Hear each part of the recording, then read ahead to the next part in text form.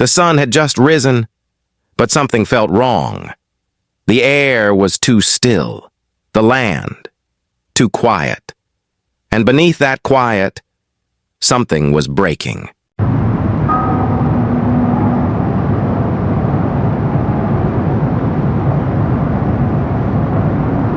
Heat chill of winter settles heavily over the Dutton ranch, and with it comes a silence that isn't peaceful, it's ominous. A quiet storm brews in Montana, not just in the weather, but in the hearts of those clinging to the land. Jacob Dutton finds himself at a crossroads, not only battling the unforgiving cold, but also squaring off with a new threat, Whitfield. His eyes are set on the ranch like a hawk circling prey. And while the snow may blanket the fields in white, it does little to cover the tension rising beneath the surface. As nature turns merciless, it doesn't just shape the landscape, it defines destinies.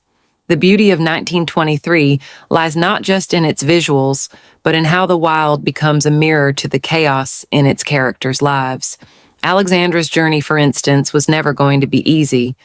After rushing out of her home country without proper documents, she learns the hard way that entering the land of liberty isn't as simple as stepping onto a ship. Ellis Island greets her with red tape, humiliation, and cruelty. Despite being white, she's not spared from harsh treatment at the hands of immigration officers. But Alexandra isn't a woman to be underestimated. She reclaims her dignity, not with violence, but with poetry. A passage from Walt Whitman, a jab at the officer's lipstick-stained neck, and suddenly the tables turn. Welcome to America is all the man can mutter as she strides away. But America, for Alexandra, is still a puzzle. With nothing but determination and a ticket to Montana, she sets off into a land as unpredictable as the men following her. One shadowy figure watches her at the station, his intentions murky, his presence troubling. Is this a thief? A predator? Or something worse?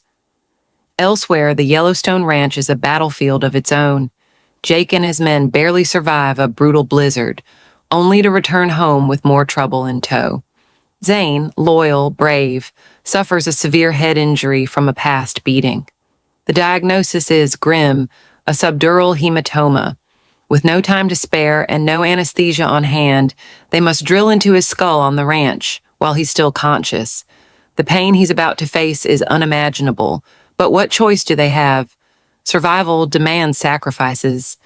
Meanwhile, Spencer, racing against fate, encounters a police blockade en route to Fort Worth. A bribe may have been the plan, but plans rarely survive in this world.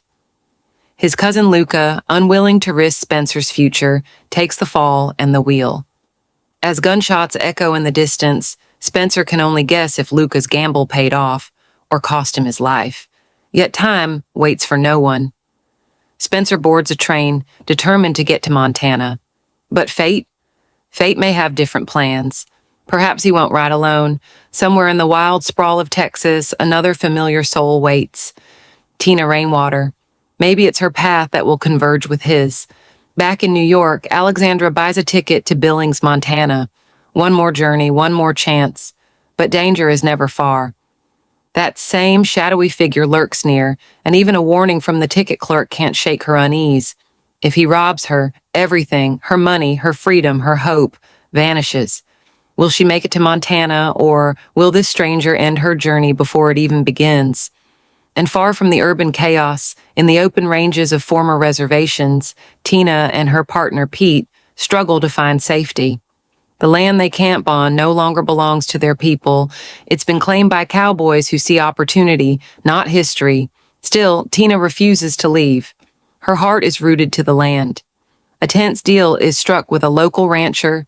In exchange for temporary shelter, they'll help him round up stray cattle. It's a risky bargain. Not only are they fugitives, but Father Renault and Marshall Kent are closing in, convinced they've moved east in search of work. Kent is relentless. He knows how to read people, and he knows exactly where to look. Before Tina and Pete can make their way to Mexico, the law will find them.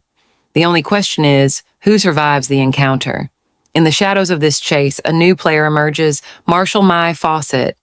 Will he be their savior or executioner? Perhaps he'll ambush Renault and Kent, bringing justice not just for Tina, but for the indigenous lives destroyed by these men. In the end, Tina may have to ask Spencer for one last favor, to return her to the Crow Reservation, to live out her life among her people, where her story truly began. But as season 2 of 1923 unfolds, it's clear no one's path is simple. Everyone carries scars. And not all journeys are about where you're going. Sometimes it's about what you survive to get there.